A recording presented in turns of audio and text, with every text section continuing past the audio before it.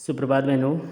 कक्षा 10 अगला पाठ है आज कृतिका में साना साना हाथ जोड़ी, जो मधु कांकड़िया जी द्वारा लिखा गया है। देखेंगे। मैंने हैरान होकर देखा, आसमान जैसे उल्टा पड़ा था और सारे तारे बिखर कर नीचे टिमटिमा रहे थे।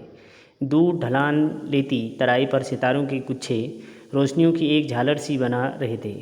क्या था वह रात में जगमगाता गंगटोक शहर था। इतिहास और वर्तमान के संधि स्थल पर खड़ा मेहनतकश बादशाहों का वह एक ऐसा शहर था जिसका सब कुछ सुंदर था, सुबह शाम रात। और वह रहस्यमयी सितारों भरी रात मुझ में सम्मोहन जगा रही थी, कुछ इस कदर कि उन जादू भरे क्षणों में मेरा सब कुछ स्थगित था, अर्थहीन था। मैं, मेरी चेतना, मेरा आसपास, मेरे भीतर बाहर सिर्फ शून्य था और थी अतीन्द्रियता में डूबी रोशनी की वह जादुई झालर।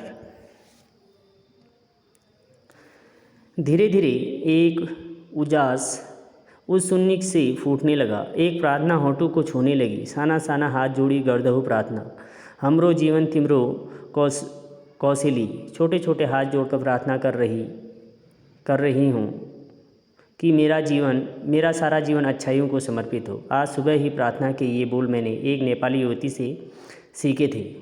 सुबह हमें युमथांग के लिए निकल पड़ना था, पर आँख खुलते ही मैं बालकनी की तरफ भागी। यहाँ के लोगों ने बताया था कि यदि मौसम साफ़ हो तो बालकनी से ही कंचनजंगा दिखाई देती है, हिमालय की तीसरी सबसे बड़ी चोटी कंचनजंगा। पर मौसम अच्छा होने के बावजूद आसमान हल्के हल्के बादलों से ढका था। पिछले वर्ष की ही तरह इस बार भी बादलों के कपाट ठाकुर जी के कपाट की तरह बंद ही रहे।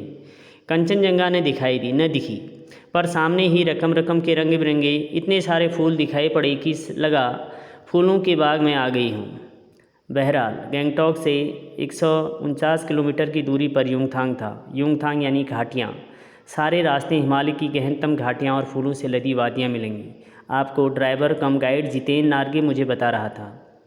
क्या वहाँ बर्फ़ मिलेगी? मैं बचकाने उत्साह से पूछने लगती हूँ। चलिए तो। जगह जगह गदराए पाइन और धूपी के खूबसूरत नुकीले पेड़ों का जायजा लेते हुए हम पहाड़ी रास्तों पर आगे बढ़ने लगे कि एक जगह दिखाई दी।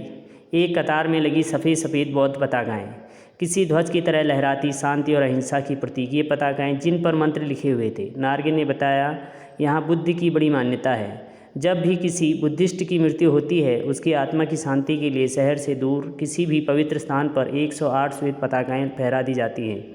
नहीं, इन्हें उतारा नहीं जाता।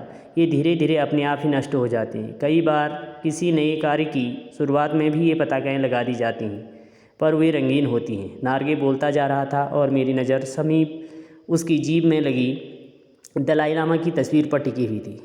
कई दुकानों पर भी मैंने दलाई लामा की ऐसी ही तस्वीर देखी थी। हिचकोले खाती हमारी जीभ थोड़ी और आगे बढ़ी। अपनी लुभावनी हंसी बिखेरते हुए जितेन बताने लगा, इस जगह का नाम है कवि लोंगस्टॉक। यहाँ गाइड फिल्म की शूटिंग हुई थी। तिब्बत के 30 खे बमसन ने लेप्चाओं के सोमेन से कुंजेतक के साथ संधि पत्र पर यहीं पर हस्ताक्षर किए थे। एक पत्थर यहाँ स्मारक के रूप में भी है। लेप्चा और भूटिया सिक्किम की इन दो स्थानीय जातियों के बीच चले सुदीर्घ झगड़ों के बाद शांति वार्ता की शुरुआत स्थल है। उन्हीं रास्तों पर मैंने देखा एक कुटिया के भीतर घूमता चक्र। यह क्या? नार्गे कहने लगा, मैडम यह धर्म चक्र है, प्रेयर व्हील। इसको घुमाने से सारे पाप धुल जाते हैं। क्या? चाहे मैदान हो या पहाड़, तमाम वैज्ञानिक प्रगतियों के बावजूद इस देश की आत्मा एक जैसी। लोगों की आस्थाएं, विश्वास, अंधविश्वास, पाप पुण्य की अवधारणाएं और कल्पनाएं एक जैसी। रफ्ता रफ्ता हम ऊंचाई की ओर बढ़ने लगे। बाजार, लोग और बस्तियां पीछे छूटने लगे। अब परिदृश्य से चलते चलते स्वेटर बुनती नेपाली युवतियां और पीठ पर भारी भरकम कार्टून ढोते बोने से दिखते बहादुर नेपाली ओझल हो रहे थे। अब नीचे देखने पर घाटियों में ताश के घरों की तरह पेड़ पौधों के बीच छोटे छोटे घर दिखाई दे रहे थे। हिमालय भी सब अब छोटी छोटी पहाड़ियों के रूप में नहीं वरन अपने विराट रूप वैभव के साथ सामने आने वाला था। न जाने कितने दर्शकों, यात्रियों और तीर्थाटनियों का काम्य हिमालय, पल पल परिवर्तित हिमालय, और देखते देखते रास्ते वीरान, संकरे और जलेबी की तरह घुमावदार होने लगे थे। हिमालय बड़े होते होते विशालकाय होने लगा।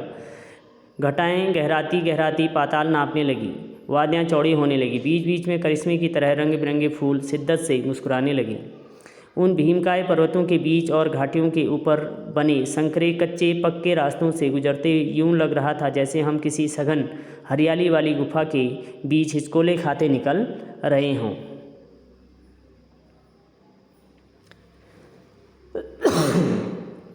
इस बिखरी असीम सुंदरता का मन पर यह प्रभाव पड़ा कि सभी सैलानी झूम झूम कर गाने लगे, सुहाना सफ़र और ये मौसम से।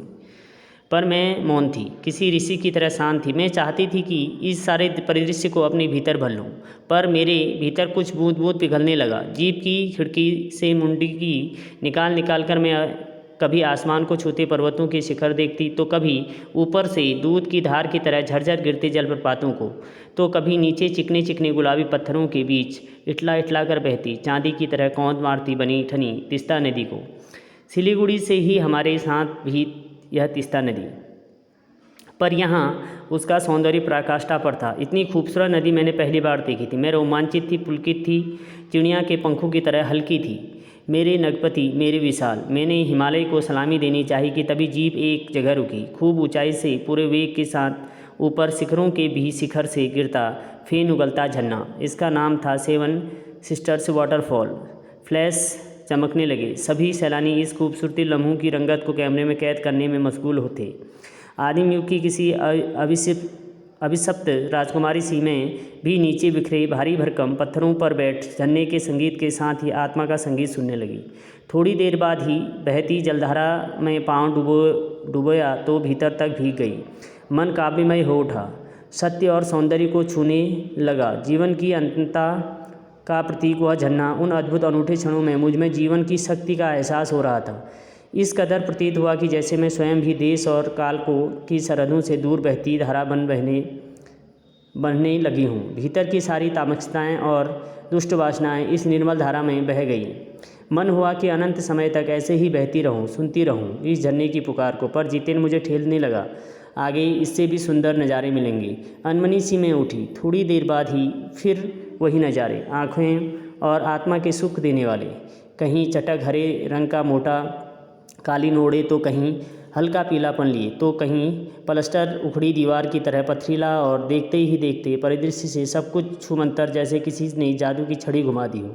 सब पर बादलों की एक मोटी चादर, सब कुछ बादलमय।